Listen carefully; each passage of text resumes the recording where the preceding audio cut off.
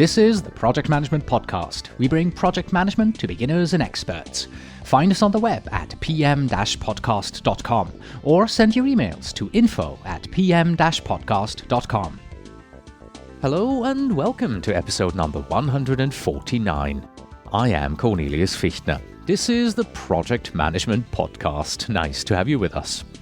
The PMBOK Guide defines project portfolio management as the centralized management of one or more portfolios, which includes identifying, prioritizing, authorizing, managing, and controlling projects, programs, and other related work to achieve specific strategic business objectives.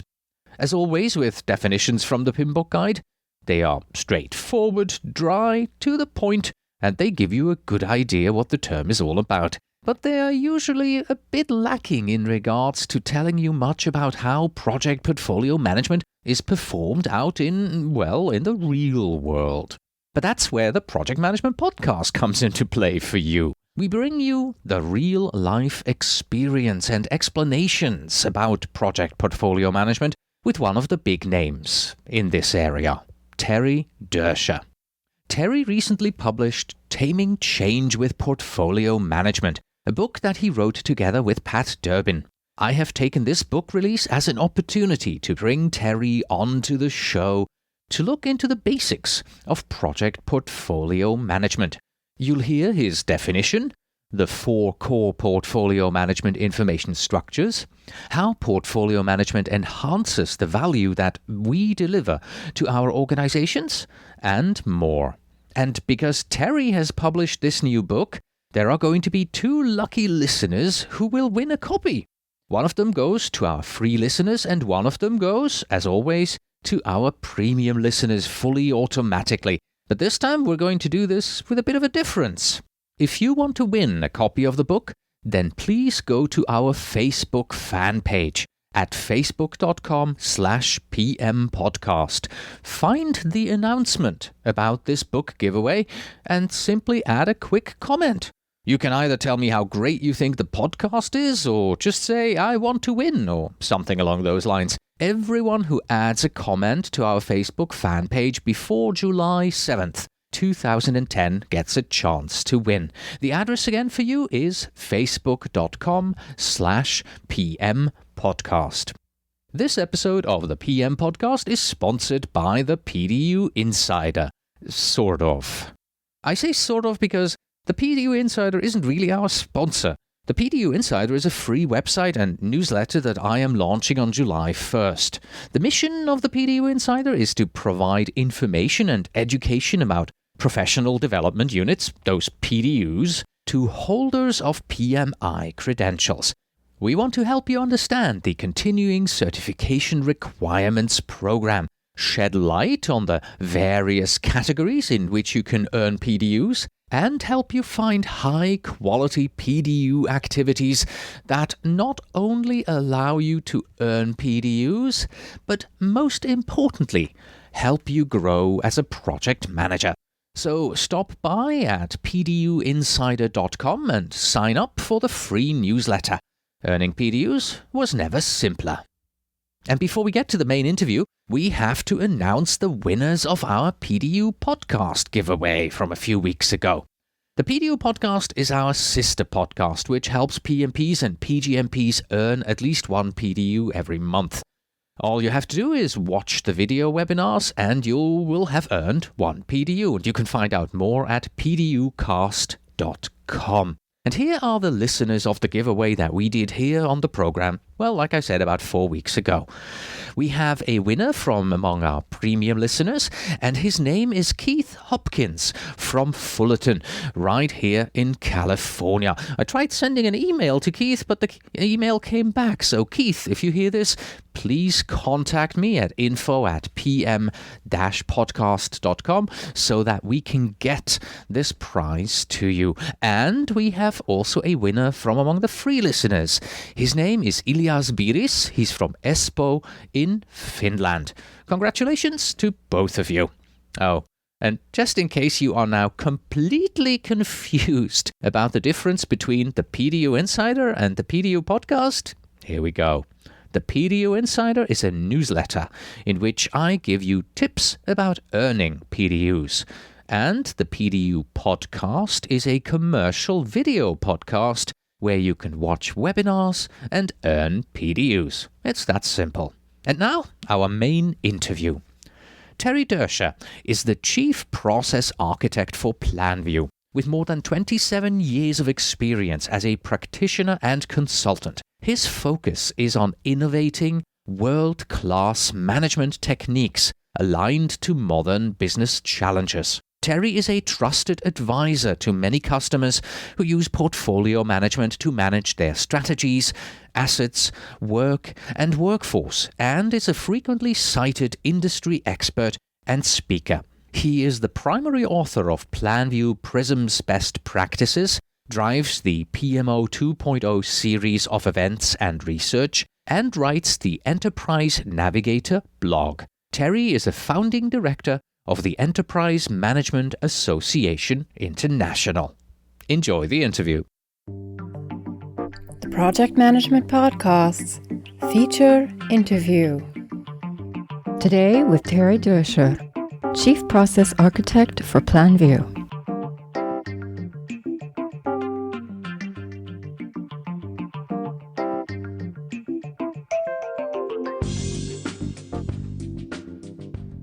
Hello, Terry, and welcome back to the Project Management Podcast. Well, thank you very much, Cornelius. It's a pleasure to be back and have an opportunity to speak with you and with your listeners again. Absolutely. And we are going to be talking about some of the concepts that you present in Taming Change with Portfolio Management, which is a book that you and Pat Durbin have written and that has recently just been published. I always say that projects are a primary way in how companies implement strategic ideas, basically changes to the companies, and turn them into reality. Now, correct me if I'm wrong, but I believe that with Taming Change, with that book, you're taking this idea to the next level, right?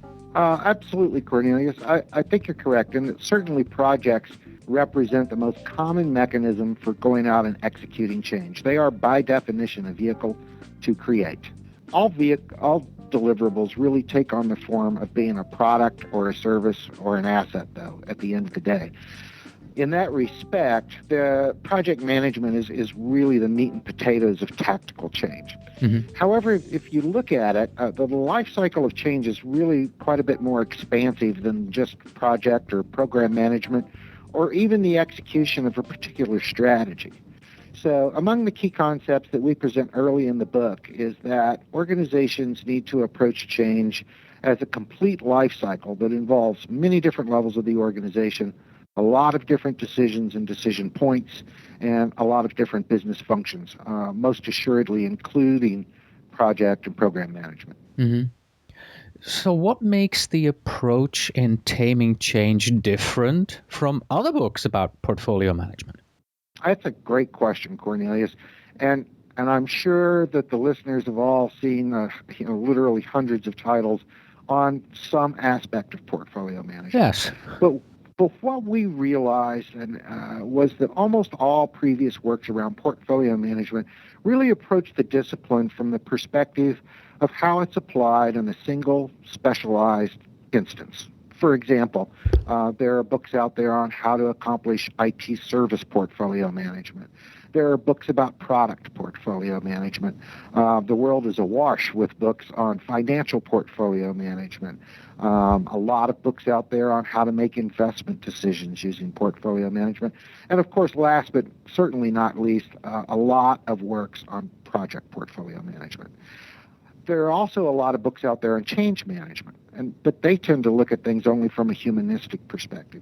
So while all these books have done a lot to advance their respective fields, almost all of them also fail to adequately address how their practices specifically fit into the overall business environment. So in Taming Change, what we've done is taken a much more comprehensive approach to managing change as well as portfolio management to really show organizations how to apply portfolio management concepts and practices across the many different views that are always present in any given business. Mm-hmm. So we recognize that while all those specialized applications of portfolios are certainly quite valid, they only address one aspect of the complete life cycle of change. All of these examples, and even more, are necessary, but they've all got to seamlessly work together if you're going to be successful at proactively extracting as much value as you can from the energy of change.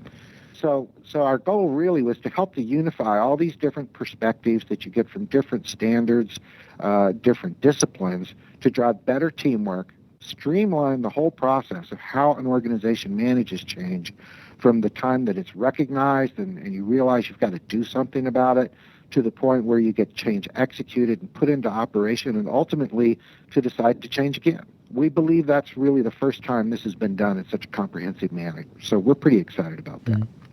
Let's take a few steps back here and go for a definition. What is your definition of portfolio management?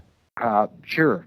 I want to approach this question from a very broad perspective, as we just talked a lot. So I guess no one should be surprised if it doesn't exactly line up with some other definitions you might have seen or heard. First, let's really begin by defining what a portfolio is. Mm-hmm. And if you look up the term, you'll probably never see a definition in a dictionary quite like what we're going to provide. But it originated from a description of a satchel or a briefcase that we use to hold a collection of documents, right? So later that term was first used really in business management context to describe techniques that emerged for collectively managing financial instruments, right? Of course, today, these concepts have been extended to apply portfolio management in many different ways, particularly in business environments. So quite simply, a portfolio is nothing more than a collection of otherwise independent elements that you want to group together for some common purpose. For example, your listeners are probably familiar with how projects are often grouped in portfolios. And in fact, in many organizations, if you say portfolio management, it's understood that it means project portfolio management. It's become so common, right? But really, depending on the need, a project portfolio might represent those independent elements, the projects themselves, that are associated with a common purpose. For example, what are all the projects that are necessary to accomplish a given program? Perhaps it's a list of all the potential capital investments that are being analyzed for the next 24 months. It could be a summary of all the different deliverables that are being developed for any one customer or market. So it's useful to manage projects within portfolios, but it also represents a somewhat limited and quite honestly, somewhat tactical application of the technique. So portfolios offer a much wider range of applicability if you think about it. Virtually anything can be grouped into a portfolio. You mentioned the magic word program also in your answer. Let's make sure we bring everyone onto the same page here. What's the difference between portfolio management and program management? Well, sure. That's a great question. As I mentioned, you could assemble all the projects that were involved with a given program. So in a sense, program management is one way to apply a portfolio perspective on things, right? But certainly portfolio management goes well beyond program management. The thing where they do intersect is that oftentimes programs will be considered not only the development of a given product or service or asset, but also the ongoing operation of it. So in some respects, program management is often thought of as a combination of both delivery and operation and retirement. So, that's a good life cycle perspective of, a change, if you will, within the context of a single program. Let's say, for example, in the military, you have a program that's the Joint Strike Fighter, which involves many different projects to build, right? The airframe, the propulsion system, the avionics, and it also includes ongoing operation of it in terms of support and maintenance, et cetera, right? Well, step back and think of it from a perspective of a broader portfolio where you say, give me all of the defense programs that we have in a portfolio so that I can figure out, perhaps if I'm Congress, how to apportion money for that with the next budget. Okay, I'm surprised that you took airplanes as an example, because you used to be in a submarine, right? Certainly you could apply it in that context as well, right? Propulsion train and sonar and that type of thing. You're absolutely right. Yeah. So why should a project manager, whose focus really is mostly on, I have been given my project here, I need to execute this project, why should a project manager be interested in portfolio management? Well, mainly because portfolio management ultimately enables decision making. And specifically in the context of the way we've applied it in Taming Change, decision making about making change decisions, right? So, if we step back, a portfolio gives us a flexible way to view information around a group of subjects, in this case, a group of projects that are associated with a specific objective. And we do it in a defined, common, and consistent manner so that everyone knows the rules of the road and how decisions are being made, right? Mm-hmm. So when we take a look at that in the context of portfolio management, we in the book take a look at 3 different types of portfolio and how they facilitate that cycle of change. So even though the objective of each type of portfolio may be different, and they may utilize different types of information by different constituents, they all have a common basis because they rely on the same types of information in order to make those decisions. So for project management purposes, a strategic portfolio will set up ultimately the goals of the organization and allocate the resources to those goals in terms of objectives and strategies. The investment portfolios will get down to the project level to say, now, how can I select the best possible set of projects or other initiatives in order to be able to go meet those objectives and strategies? And then finally, the execution portfolios provide a way to view projects and their underlying activities, the resources that you're using in order to be able to execute those processes, by project managers, resource managers, and other people that you have to be able to collaborate with, right? Mm-hmm. So, for example, consider a given project and all of the risks that you've defined for it. Those risks, in fact, become a portfolio of risks for that given project. So, as a technique for being able to analyze and act upon information, portfolio management is certainly something that is applicable to project management in many different levels. Mm. And if I understand it correctly, you mentioned 3 types of portfolios just a moment ago. They are not independent. They're more in a 3-dimensional, cross-functional, almost relational is what I want to say. Relational, cube. Don't exactly know what I'm trying to say here. And because what goes into one is also dependent on the other. Is that right? Oh, absolutely. And let me be clear, there's certainly more than 3 types of portfolio. You just take these as examples of structuring your organization top down, right? Yeah, absolutely. And we use these 3 examples in the book and really work them down pretty hard as an exercise in explaining, just as you said, that when you look at the cycle of change, it's all about inputs and outputs across various business functions and across various roles in the organization. So strategic portfolios really facilitate the operational planning level. Where are we today in terms of our current performance of our products or services or markets, however you want to define it financially? What changes are coming at us, or what changes do we want to make? And then ultimately, how does that allow us to define our roadmap to go forward? What changes do we need to take at the highest level to continue to steer the organizational ship, if you will, towards its next port of call? So that's really the purpose of those strategic portfolios, and probably most importantly is they also allocate the capacities of the organization accordingly.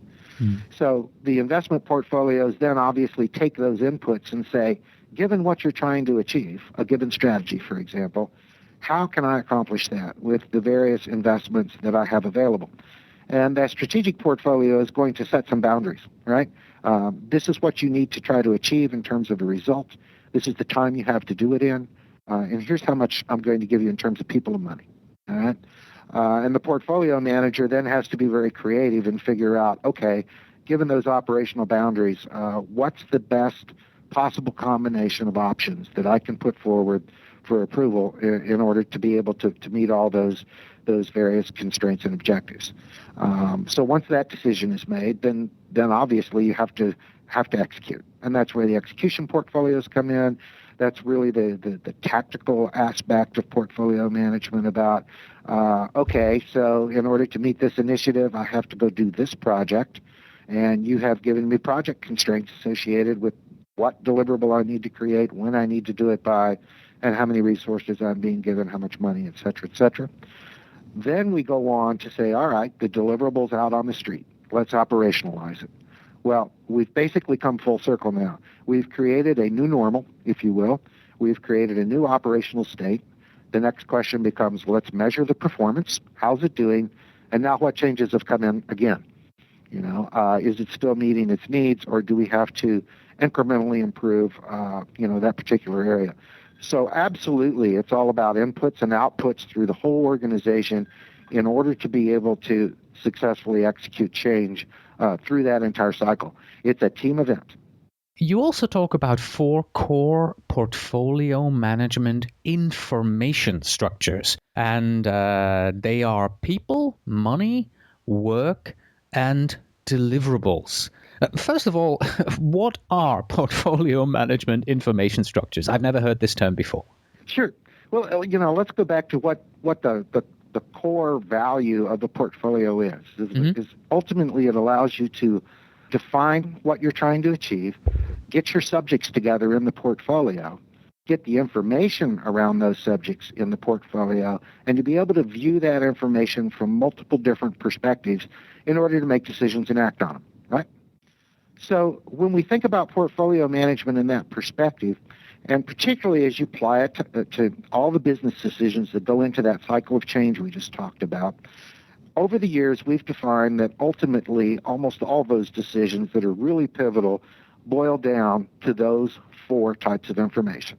People, in terms of your direct staff or other human resources that you have available.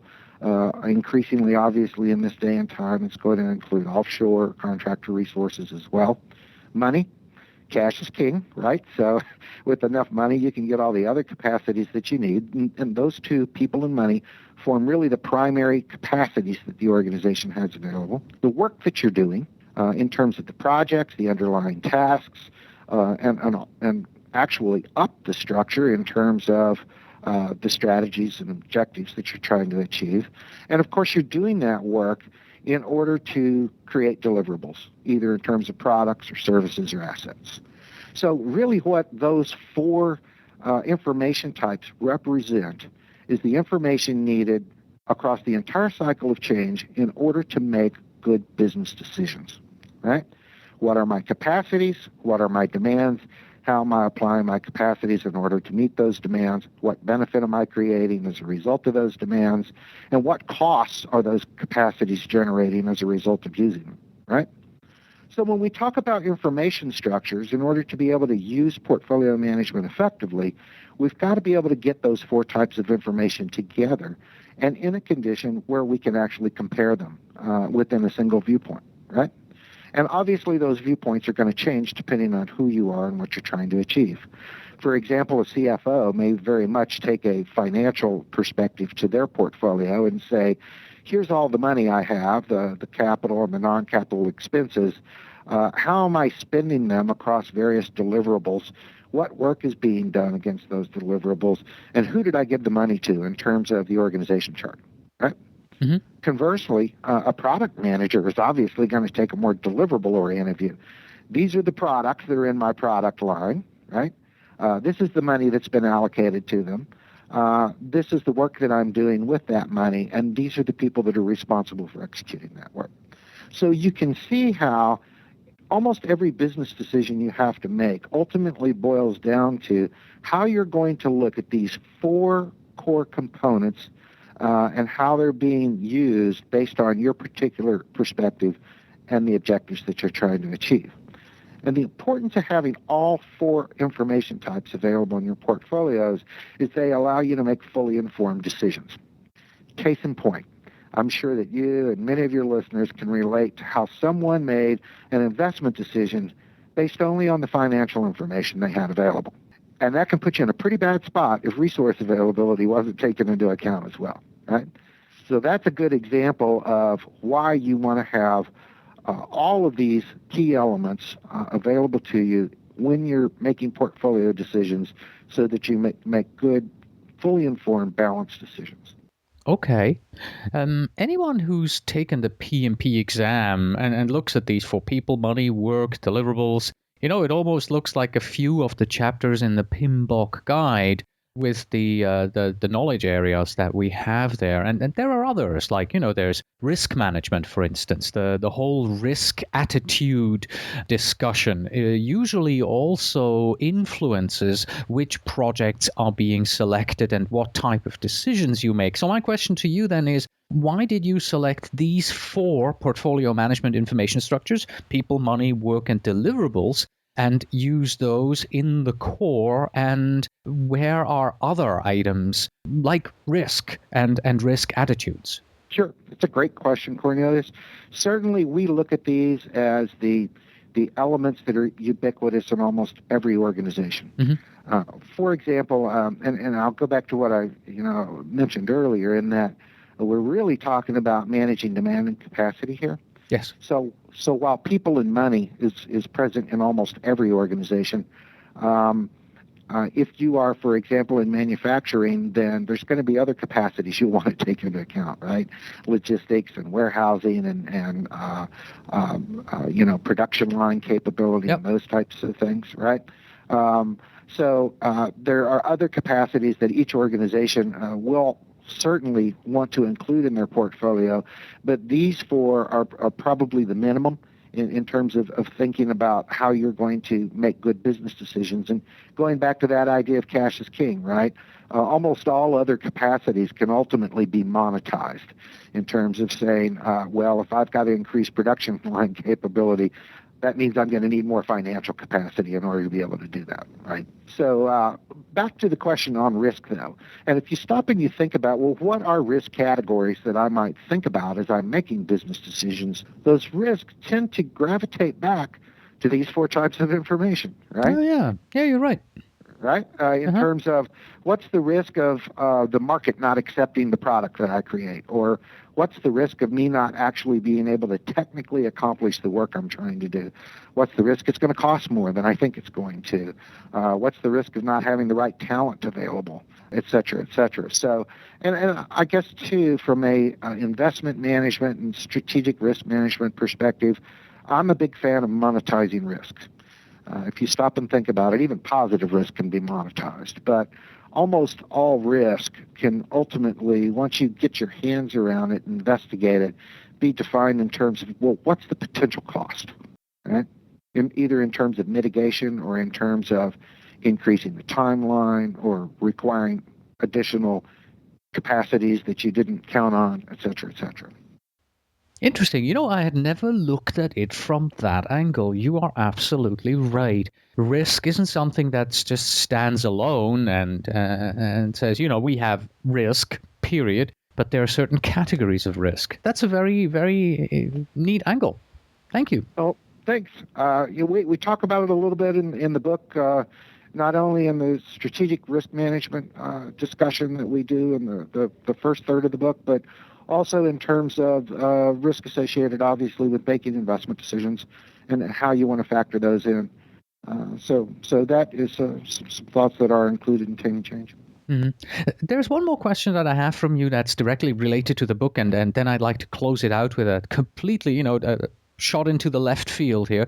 And in the book, I've seen something that I don't think I've seen anywhere else, the MOST approach.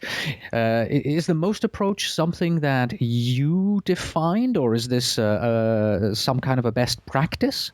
And what is it? Maybe we have to start with that. Sure. MOST stands for, it's an acronym, it stands for Missions, Objectives, Strategies, and Tactics. And it's adapted. I wish I could take credit for it, but I can't. The Hoshin-Conry method of defining and achieving organizational goals. Mm-hmm. It's just one of a lot of different ways that, we'll go back to the information structures and work structures. And I'm sure your listeners are, for example, familiar with a work breakdown structure that starts at the project level and works its way down, right? Mm-hmm. Here's my phases, activities, and tasks. We look at the work structure actually primarily in the book going up from there in terms of before you ever get to that project head, why are you doing the project to begin with? Well, the organization has certain missions that it's trying to accomplish. And those tend to be your amorphous touchstones that are sometimes on the posters in the hallway that says, we're going to be good stewards of, our investors' money or something like that. Well, that sounds good if you say it fast enough, but it's not very actionable, right? So at any given time, you may have a defined objective that says, and in order to achieve that mission, this is what we're going to be doing over the next 3 to 5 years, right? And then ultimately, to get to that objective, you say, here's the strategies associated with addressing that objective. And now here's the various tactical layers in terms of initiatives, programs, the services we provide, and ultimately the projects will roll up to that. So the most structure gives you a chain of custody from the very highest level of why do we come in here every day and why does this organization exist, down to what is it that I'm doing today in order to be able to meet those missions, objectives, strategies, and tactics, right? So what I just described, in fact, is the work information structure that we talk about creating in the book as one of those 4 information stacks. All right, then. So here is my final question for you. And as I promised, this one is kind of out into the left field here, because there is a big difference between the skills that are needed from a project manager versus the skills that are needed by a portfolio manager. So let's assume one of the project managers who's listening to this interview today is thinking, okay, I want to grow into the portfolio side of the organizations. What would you recommend? What are some of the skills that these men and women should, focus on to acquire or to improve? Yeah, great question, Cornelius. I think, it's important to first just stop and think about, when you look at portfolio management and project management, both are vehicles for effecting change. The disciplines are very complementary as a result of that. Portfolio management is all about gathering information, assessing it, making decisions, and acting on them. So, what's really the key skills around that? You've got to have strong analytical capabilities, good communication skills, presentation skills, and you've got to be able to effectively collaborate. And all of these traits are already an inherent part of a good project manager's toolkit. I would suggest that for project managers that want to look forward in their careers and become portfolio managers is to first recognize you're probably doing portfolio management to some extent already and don't even realize it.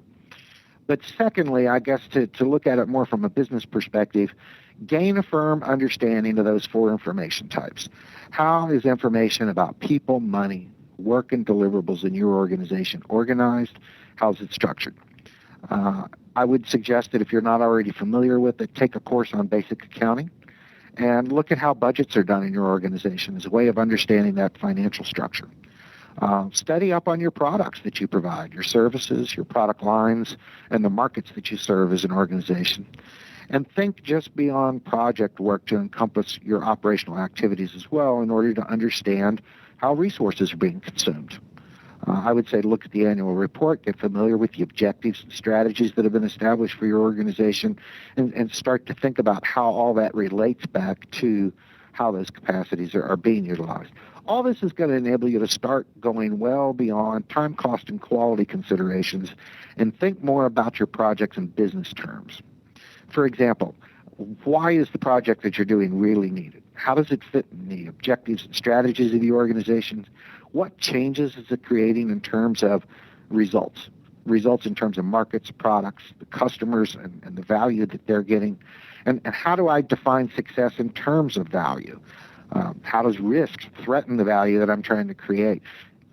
I think one of the things that's important to think about as a project manager that too often is underplayed is that at any given time, within those parameters, you see your project no longer able to deliver the value that it was originally designed to deliver for whatever reason, because the market's changing, because you're going to miss a window of opportunity, whatever, I think it is your responsibility, your duty to let stakeholders know.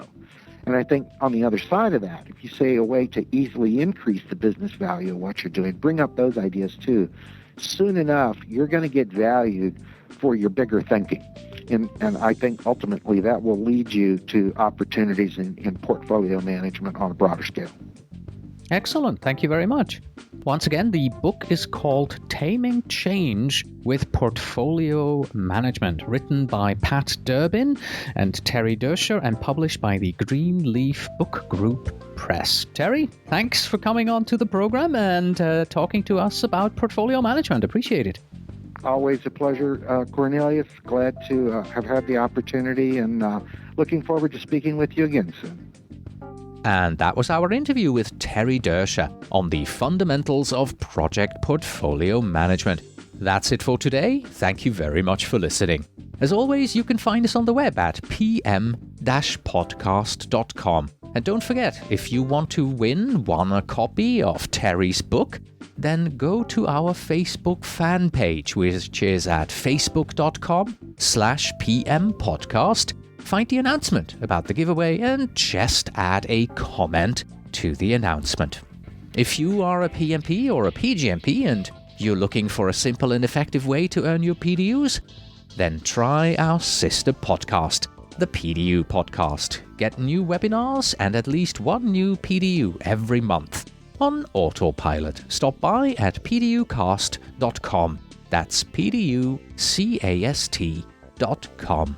Please send your emails to info@pm-podcast.com, and when you write, please tell me where in the world you are writing from. And finally, we have this. A project of 1,000 milestones begins with the first change request. Until next time.